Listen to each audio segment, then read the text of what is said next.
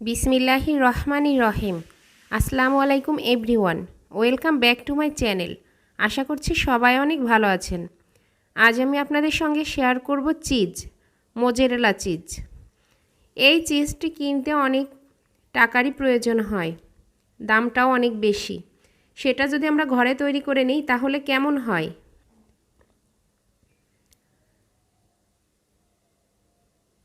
দেখুন আমার চিজটা। এখন আমি এই চিজটা তৈরি করার জন্য চুলায় একটা পাতিলে 3.5 কেজি দুধ নিয়েছি। আপনারা এটা কম বেশি করেও নিতে পারেন, যে যেমন যতটুকু বানাতে চান ততটুকু নিয়ে নেবেন।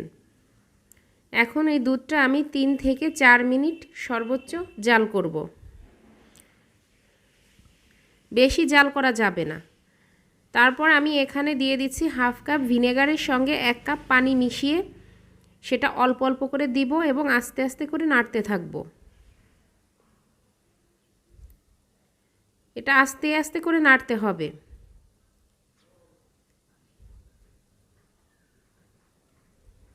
বেশি জোরে নাড়া যাবে না, তাহলে ছানার টাইপে হয়ে যাবে। এটা আস্তে আস্তে করে নেড়ে চিজটা বানিয়ে নিতে হবে।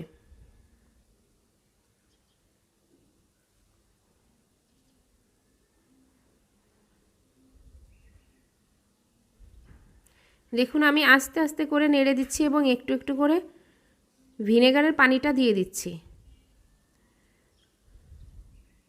আমার সবটুকু দেওয়া হয়ে গেছে। এভাবে দেখুন আমি আস্তে আস্তে নাড়ছি। এটা একসময় এক জায়গায় চলে আসবে নাড়তে নাড়তে। দর্শক, আমার ভিডিওটি ধৈর্য সহকারে দেখতে থাকুন।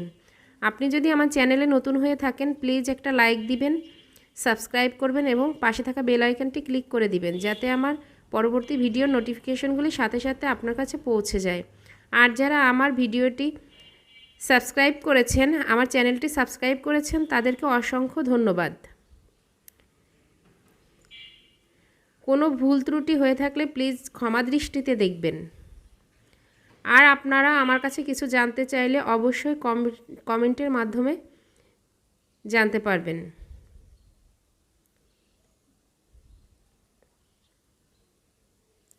দেখুন চিজটা এক জায়গায় হয়ে গেছে।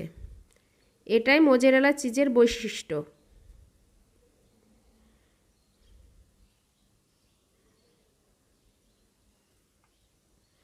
এখন এটা আমি ছাঁকনিতে তুলে নিচ্ছি।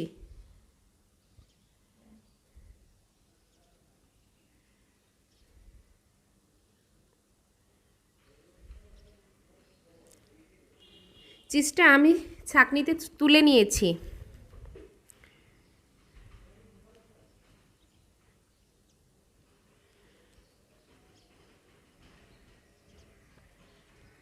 এখন একটা হাঁড়িতে পর্যাপ্ত পরিমাণ পানি নিয়ে নিচ্ছি। আর পানিটা এমনভাবে গরম করতে হবে যাতে 2-3 সেকেন্ড আপনি পানিতে হাত দিয়ে রাখতে পারেন। সেই পানিতে এখন আমি চিজটা দিয়ে ধুয়ে নিব। এটা শুধু আর কিছুই করা লাগবে না, শুধু একটু চিপে চিপে এভাবে ধুয়ে নিতে হবে। দেখতেই পাচ্ছেন আমি কিভাবে ধুচ্ছি।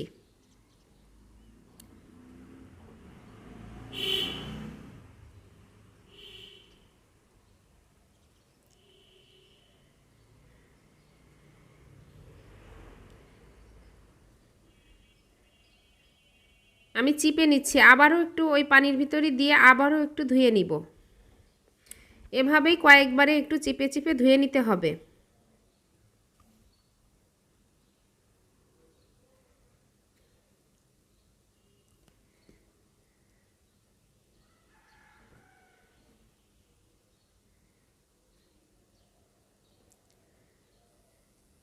আমার চিজটা ধোয়া হয়ে গেছে প্রায়।